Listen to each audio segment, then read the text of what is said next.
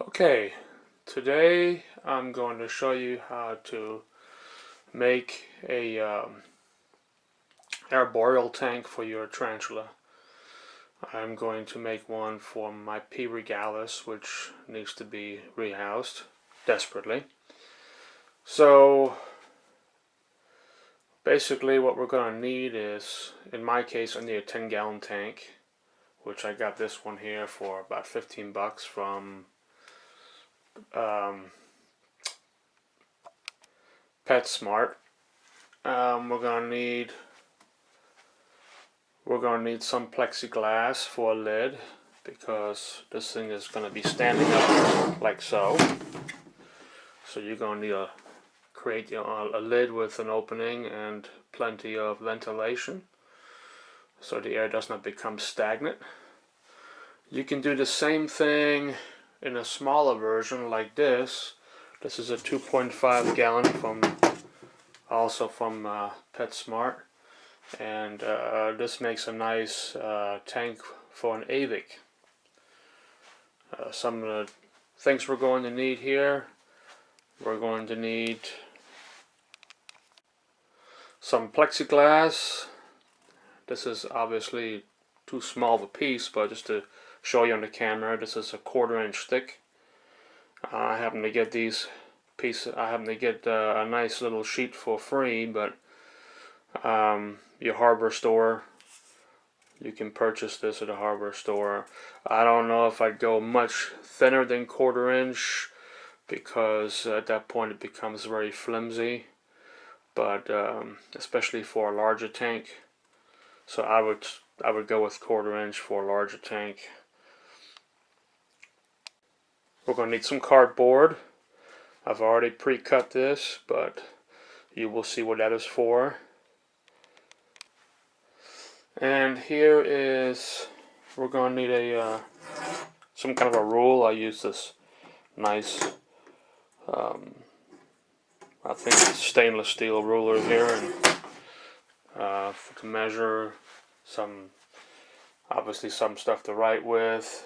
I have a drill, and the drill bit is a drill bit designed to drill into plastic. You don't want to use a wood bit or anything like that. Go with one that's made for plastic. Your hardware store will carry that. This knife here is designed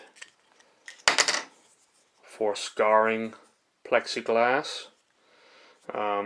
The idea on cutting plexiglass is once you make your line, you pull this edge right here, this edge up along the line, and do that several times.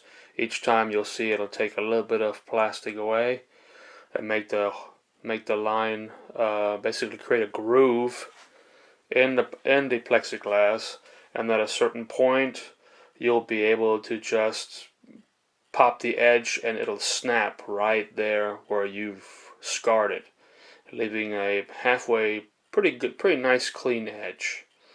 You can always dress the edge up a little bit with the edge of this knife, just scraping straight across it, and that'll clean it up if you need to.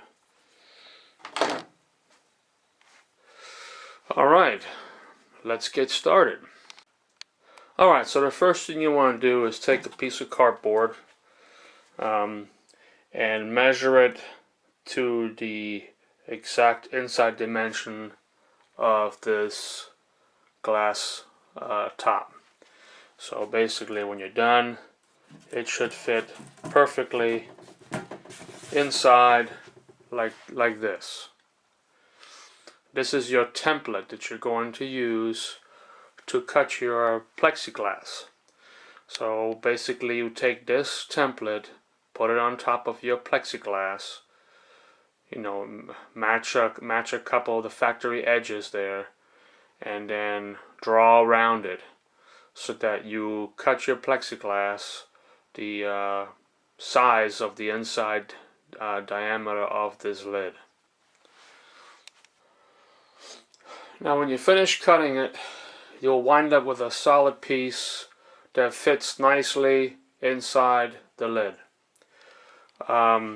make sure that when you are cutting, when you're measuring the end, when you're measuring from this point here to this point here, that you cut it about a 1/4 inch smaller. As you can see with the lid on there, you will notice I have about a 1/4 inch gap. You'll also notice that I cut my lid in 2 more places. This is after I cut out the original full size piece. I made these 2 additional cuts. This is going to be the bottom. This edge here is going to be the bottom of the tank. So this part here is going to be glued onto the lid solid. It serves 2 purposes. One, it will allow a place for me to put the substrate so it doesn't come out. And 2, it gives us an anchor point for our hinges. So basically we'll be gluing a couple of acrylic hinges right here on this line so that we have a lid that'll open. I also cut a line here. This piece here is about 3/4 of an inch, 3/4 of an inch width. This area here is 2.5 inches of width. The purpose for this is so I have a place to mount the hasp, which will keep the lid shut and keep it from falling open. So basically it'll look like this. Now you can buy these hasps and these hinges. Usually you can get them at a local hardware store. If they don't carry them, you can purchase them from eBay. And there's several companies online that carry acrylic hinges and hasps. Now the next thing we need to do here is we need to drill some ventilation holes in this lid. Now you can do whatever you want with that. Drill them in whatever pattern you want. I found that by going online, I found a really nice sketch of a tarantula that I printed out on our printer, and I used that as a template for my ventilation holes, and it comes out quite nice. Oh, and of course, gotta have something to drink while you're working on stuff like this. Can't be without it. Got me a nice red oak golden Bavarian ale. Perfect for this glass. Alright. I went ahead and put the cork board in and placed my nice half round bark hide, and then added this interesting piece right here, which gives it more places to crawl around on. All this is secured using hot glue. I use my hot glue gun right here, and I secure all the pieces so they don't fall and possibly damage my tarantula, which would not be a good thing. Okay, I'm going to add the vine. There. Now, how's that look?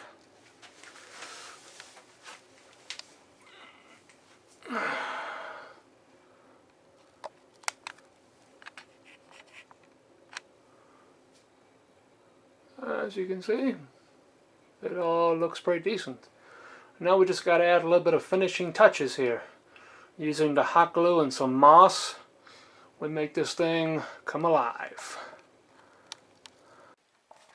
Alright, we've added some moss, as you can see.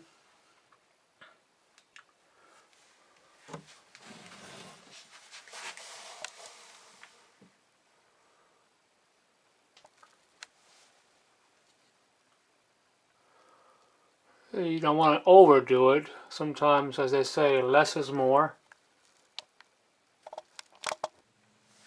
Okay, so we've got the hinges glued on, and we've got the hasp glued on. So the next thing we're going to do is stand it up, put in our dirt, put our plants in. I'm going to use a mixture of organic potting soil with cocoa fiber and mix that all up nice. Add a little bit of sphagnum moss to it, and plant these plants in here, and this is going to look pretty.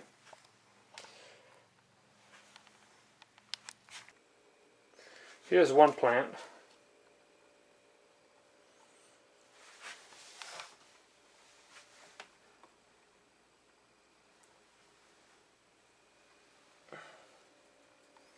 And I ran out of dirt. So I'm going to have to go to the store and get another bag before I can put the other plant in there. Okay, looks like the tank is done. I've already transferred my spider in there. And if you look very, very closely, you will see, yeah, it is right there. And there's a nice hiding spot. I won't disturb her anymore. Her, him, whatever, I don't know. Which I'll see eventually. But just to give you a little tour.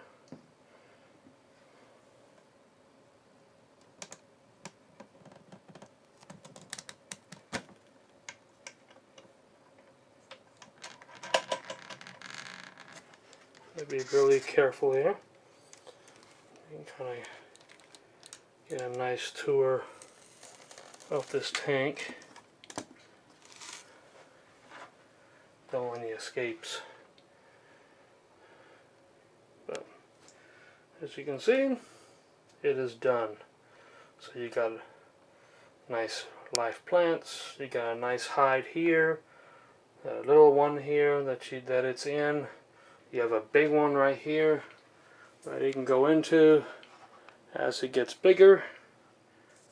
That goes all the way down inside. And then this hide here that it's in right now goes all the way down here in the bottom.